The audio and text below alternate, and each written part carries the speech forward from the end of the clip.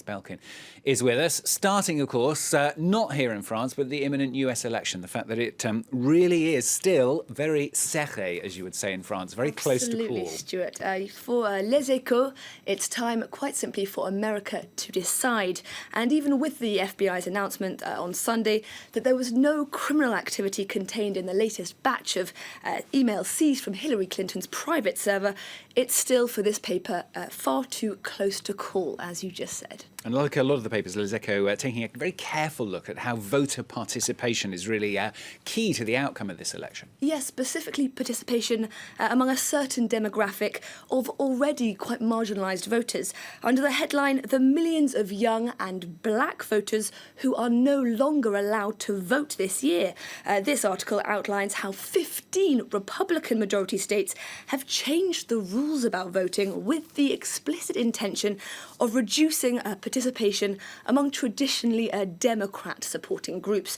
They give Texas as an example. In order to vote in the state, you need to show up with a passport, a driving licence, or a weapon for or a licence for a gun, which, of course, is not particularly easy if you don't have much money, if you don't travel, if you can't afford a car, or indeed a gun licence. Well, Axis found a piece in L'Opinion that's talking about America's likely malaise or dizzy spell, if you like, at the ballot box. Absolutely, yeah. The paper asks how America, a country that's always been so open to and reliant on immigration and, of course, free trade, now appears to have fallen victim to the xenophobia and protectionism so beloved of Donald Trump.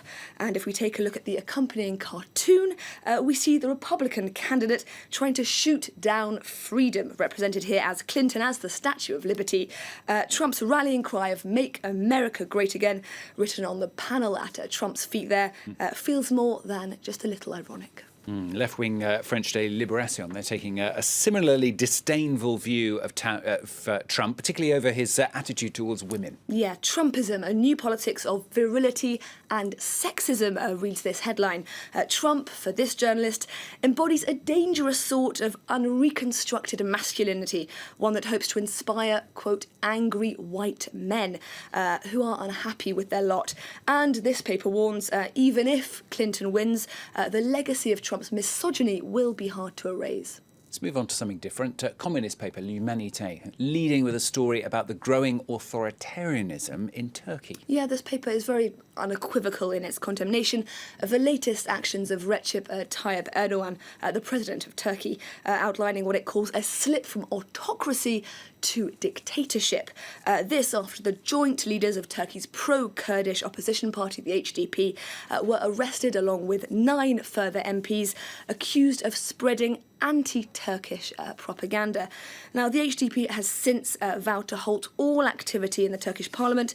L'Humanité here points out that it's not just Turkey that's at fault here, but also Europe for turning a blind eye to abuses in the countries. Keeping Turkey sweet, we read here, is key to Turkey housing thousands of migrants, hundreds of thousands of migrants that would otherwise be in Europe or be making their way to Europe.